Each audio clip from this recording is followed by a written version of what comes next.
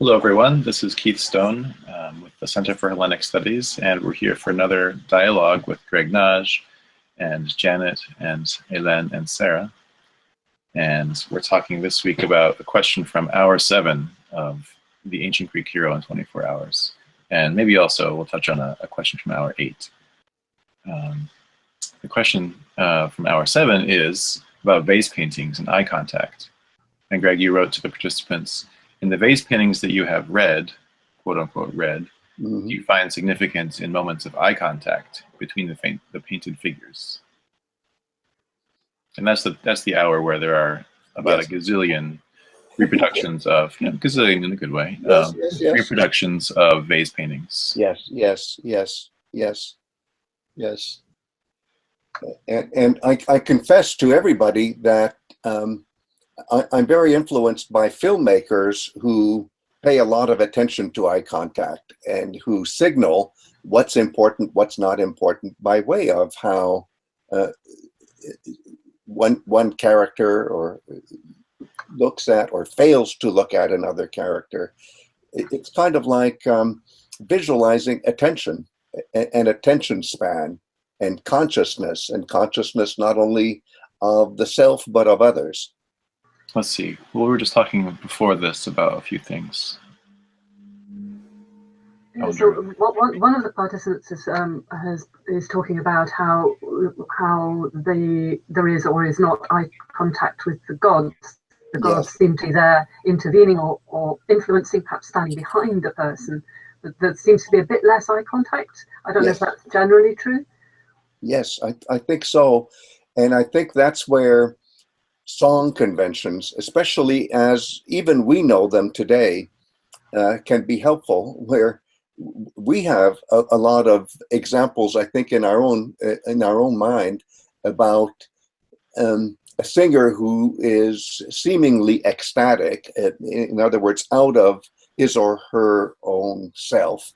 And what do? They look up almost in an ethereal way, as if I'm cutting off the world of the here and now and looking upwards.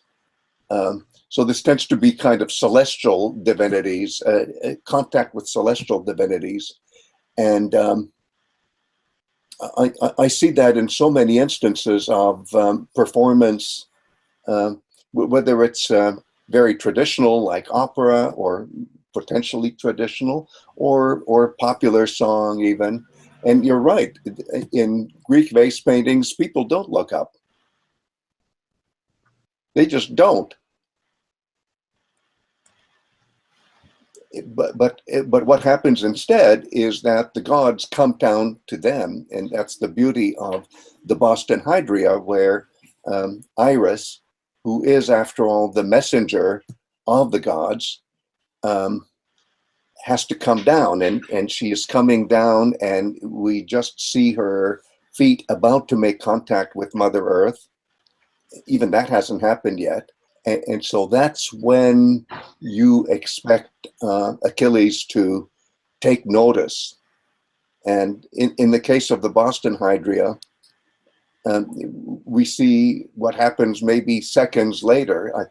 I imagine Achilles first seeing Iris and then turning his head and looking back to the portico on our left, where the grieving parents of Hector, that is to say Priam and Hecabe, or Hecuba in Latin, are lamenting and making gestures that seem to be echoing, if I can mix metaphors from the video to audio, they're echoing what Iris is signaling to Achilles.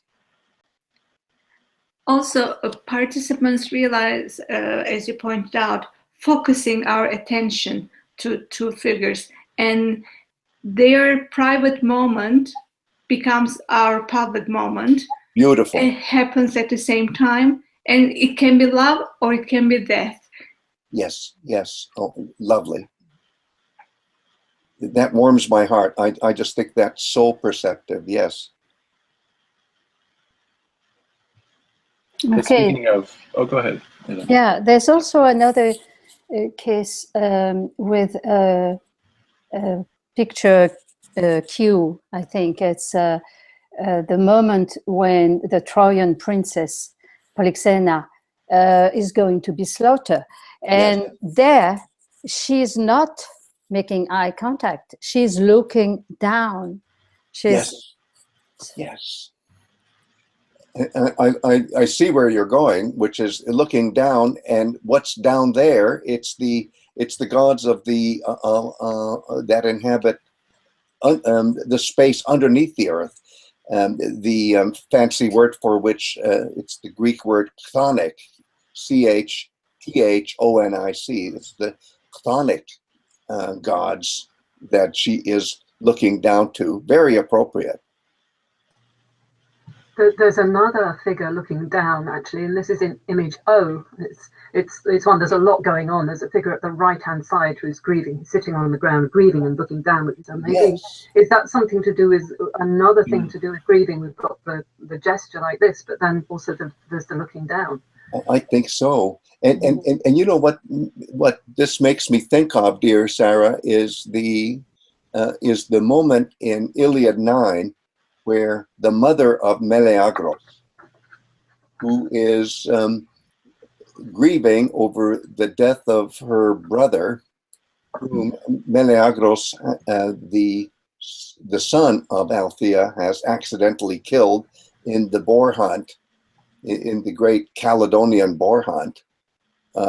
What she does in the Iliad, as she's grieving, she's immeasurably sad and angry at the same time, is she falls to the ground and she starts beating the ground with downturned hand, thump, thump, thump, and then from underneath the earth, an Erinus, a fury, hears her. So there you actually have contact, and okay, she's looking down there and she's making audio contact as well as video contact, as it were. But there you have it again. This attentiveness, in this case, towards the powers underneath the earth, the nether powers. Lovely. One of the other participants has mentioned that there almost never seems to be anybody looking out at us. I did find one little example, again in image O. There's an owl sitting on top of the horses, actually looking out at us. Yeah.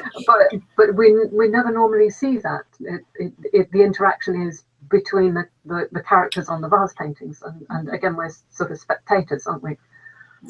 I'm so glad you mentioned that as well, Sarah, which is something that I regret about the pictures that we're sharing with the participants. Ordinarily, when we see that many pictures, there should be more instances of frontal view. And I might sound like a broken record, but here it is, that when you see a profile, it's a third-person narrative. It's he, she, or it, or they are doing something. Whereas when you see a frontal face, at least in archaic Greek vase painting and painting in general, when you see a face looking out, that's not third person, he, she, it, they. That's first and second person, I, you. In other words, it's an intersubjectivity experience. And it's almost as if the figure in the narrative is turning out of the narrative. And if this were audio, he or she or they would be addressing the listener. In this case, it's making contact or trying to make contact with the viewer. And thank you, Sarah, for thinking of the owl. That's actually a perfect case for a frontal view versus a profile view.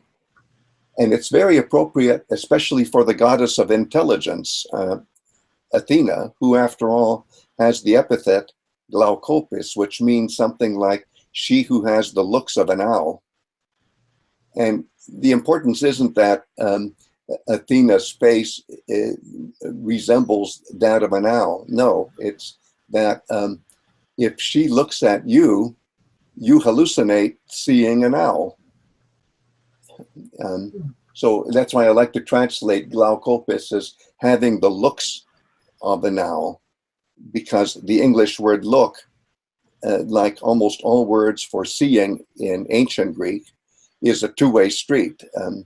I can look terrible, and that means that people are looking at me and I am seeming to them to be terrible, or I look at them, and in that case, it's my vision making contact with them, and it's me getting stimuli versus they're getting stimuli. But the stimulus of vision is two ways, even with the English word look, and certainly that happens with the Greek expression glaucopis, she who has the looks of an owl.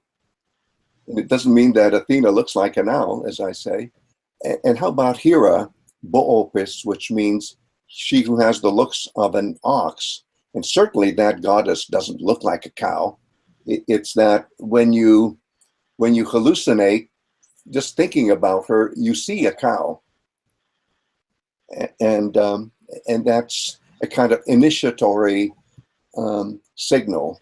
It signals that Hera is very important for the moment when 100 cattle are sacrificed to her, or all sorts of other things having to do with cows. But it's not like I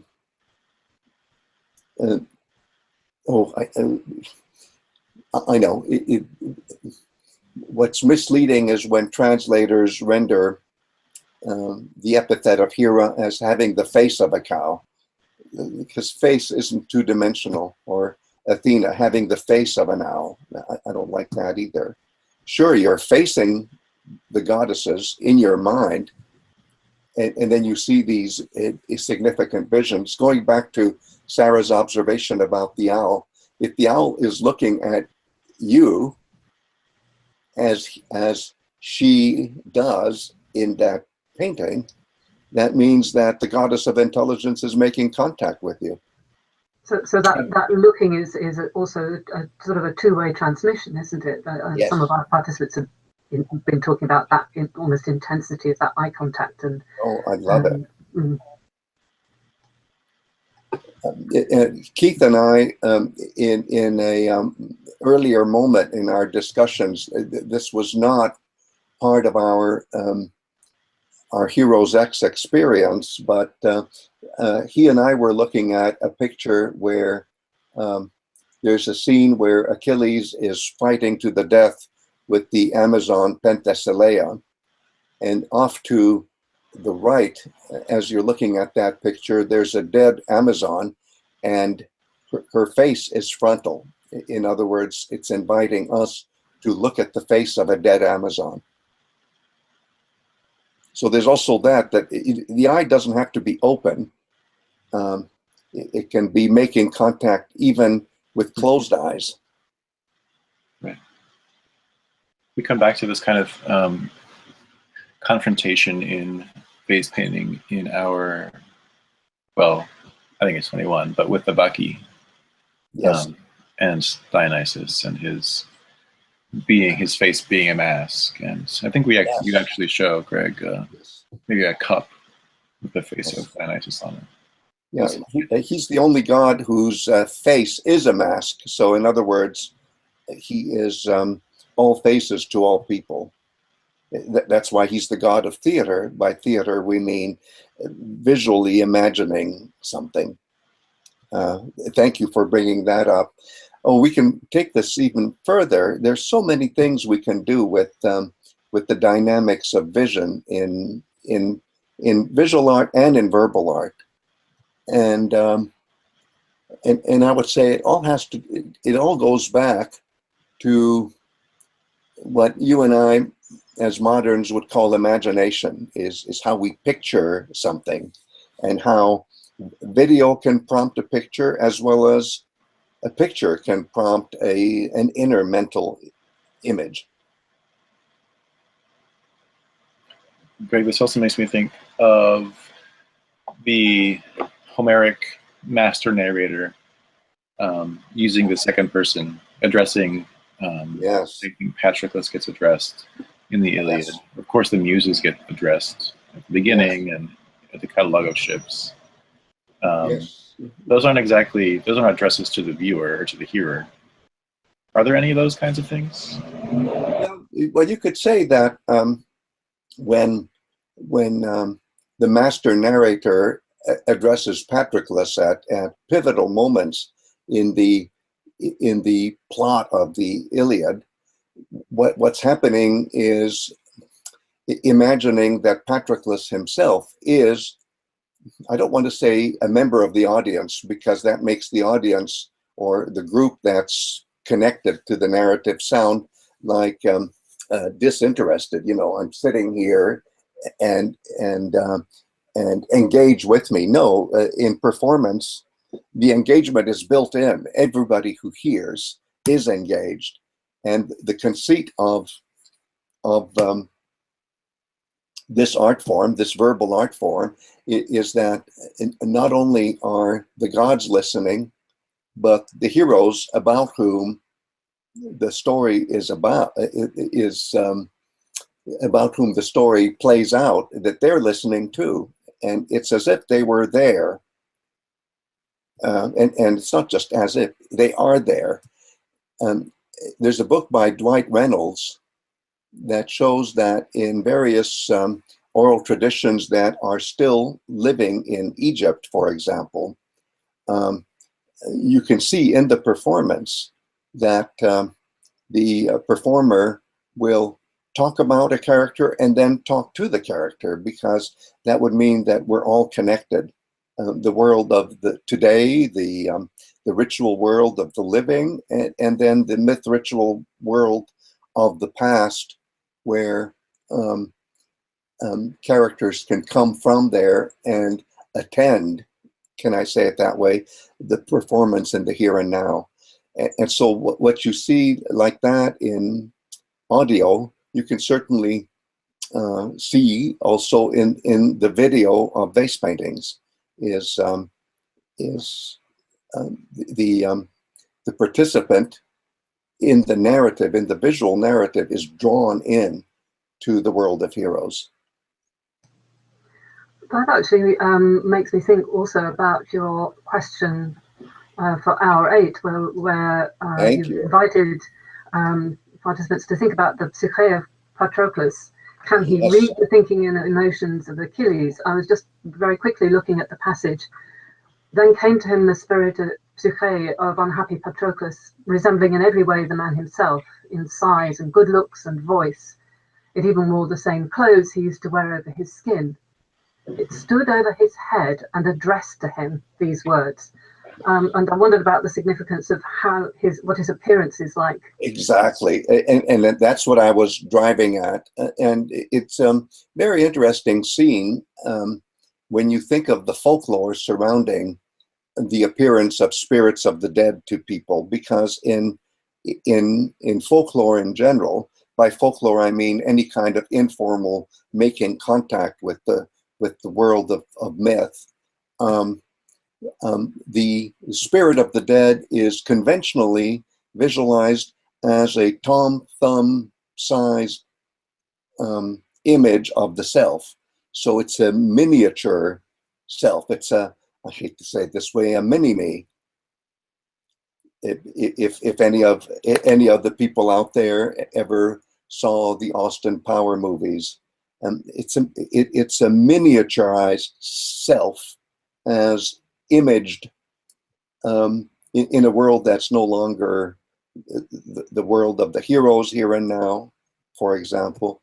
And yet, just as Sarah read in that passage, one of the things that shocks Achilles is, wow, you're life-size.